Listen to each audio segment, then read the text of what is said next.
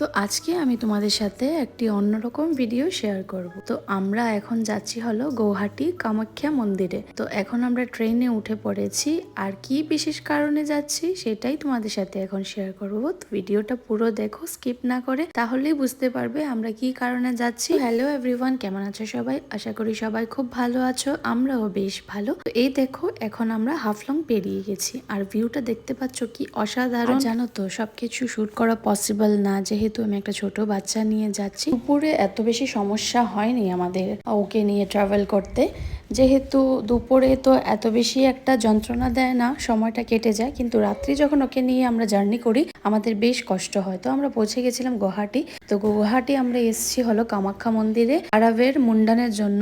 18 মাস তো অনেক আগেই পেরিয়ে গেছিল, তো অনেক ধরনের সমস্যার জন্য আমরা যেতে পারলাম না সময় মতো। তো আমরা গেছিলাম হলো ডিসেম্বরের মধ্যে। তো ডিসেম্বরে আমরা যখন গেছিলাম বেশ ঠান্ডা ছিল, তো সবাই বলছিল না কাটার জন্য। আমি বলছিলাম যে অনেক দিন তো দেরি হয়ে গেছে, তো আর দেরি করা যাবে না। তো চলে গেছিলাম আমরা। তো এখানে বসে পড়েছি ওকে নিয়ে, আর ও কিন্তু খুবই আমাদেরকে যন্ত্রণা দিয়েছিল। ও কিছুতেই কাটবে না, যেহেতু এটা ওর জন্য ফার্স্ট হেয়ার কাট ছিল।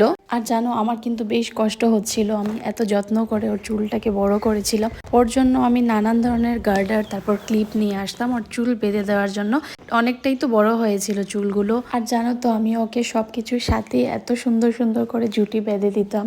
আর এখন তো এটা হবে না, আর এইভাবেও আর চুলটা বড় করা যাবে না, যেহেতু ও ছেলে। মেয়ে হলে তো আবার ভাবতাম যে না, কিছু ব্যাপার নেই, আবার তো বড় হয়ে যাবে। তো এই যে দেখতে পাচ্ছ, বলেছিল আমাদেরকে ওর জন্য একটা নতুন বস্ত্র নিয়ে যাওয়ার জন্য। তো ওর জন্য আমরা একটা সাদা রঙের পাঞ্জাবি নিয়ে গেছিলাম, আর ওর তাকের মধ্যে কি সুন্দর করে স্বাস্তিক এঁকে দিয়েছিল। তো আমি বলবো যারা এরকম মুন্ডানের জন্য যাবে, ওরা আগের থেকেই সবকিছু জোগাড় করে তারপর সব ডিটেলস নিয়েই যাবে। হঠাৎ করে কিন্তু প্ল্যানিং করে গেলে অনেকটাই প্রবলেম হয়। তো আমরা পান্ডার সাথে সবকিছু আগের থেকেই কথা বলে তারপর গেছিলাম। তো এখানে সবকিছু হওয়ার পর তারপর ও খুব খুশি ছিল, এখন বেশ এনজয় করছিল, খেলাধুলো করছিল। আমরাও তখন সবকিছু রিচুয়াল শেষ করে তারপর মন্দিরে আমরা প্রসাদ খেয়ে তারপর এসেছিলাম। তো আর জানো তো, ওকে আমার এভাবে দেখে খুব কষ্ট হচ্ছিল। তো কিছু করার নেই, ভগবানকে বলেছিলাম, তো সময় মতো দিতে পারিনি, একটু লেট হয়েছে। ভিডিওটা তোমাদের কেমন লেগেছে? আশা করি ভালো লেগেছে। যদি ভালো লেগে থাকে একটা লাইক করে দিও। বাই।